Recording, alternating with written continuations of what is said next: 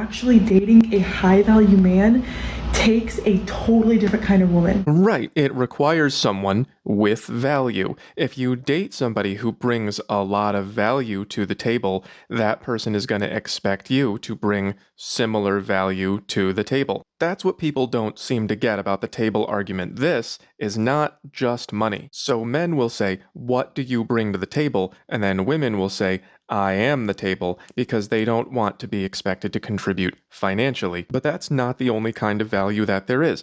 There's quality time, there's affection, there's conversation, there's acts of service. You have to start thinking of relationships as a transaction of everything that he does for you and everything that you do for him. So if you want to be with someone high value, then you have to be high value, or else you're going to be just another option. I recently gave my take on the hot crazy matrix. It's called the Delta Hot Index, and this is the women's side.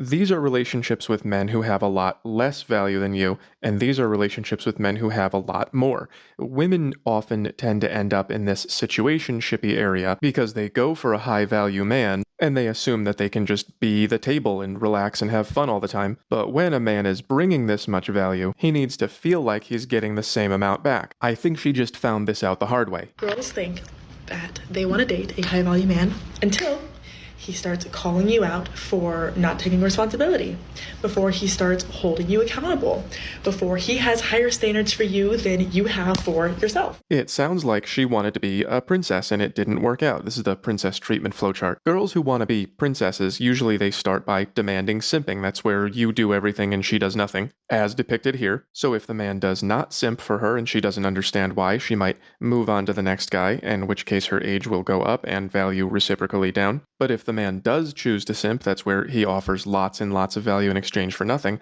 Often there is a request for reciprocation. I think that's where she is now. And what's her assessment? I've never heard anyone talk about actually dating a high value man takes a totally different kind of woman. I have other friends who are dating very loving, very successful, perfectionist, ambitious men, and it is not for the weak. I think we might be experiencing a maturity crisis. Basically, people are exposed to so much immediate gratification, just your feelings are valid, that they're in this cycle of how can I get my way, and they're never thinking about what is their role in their relationships. I have had this relationship before, that's why I drew it. I've dated the girl who wanted me to provide all the money and the housework and the chores and the cooking and the cleaning and can you also rub my feet before I go out without you? See you later. And that relationship didn't last. I know I always draw girls in the wrong because these are my memories. I don't date guys. But whoever you are, you need to be focusing on what you have to offer and what you are offering, because that is your value. And if you're going for people who have a lot more value than you, you're just gonna end up in a bad situation. Some people say this one's not so bad. I don't know. I wouldn't do it.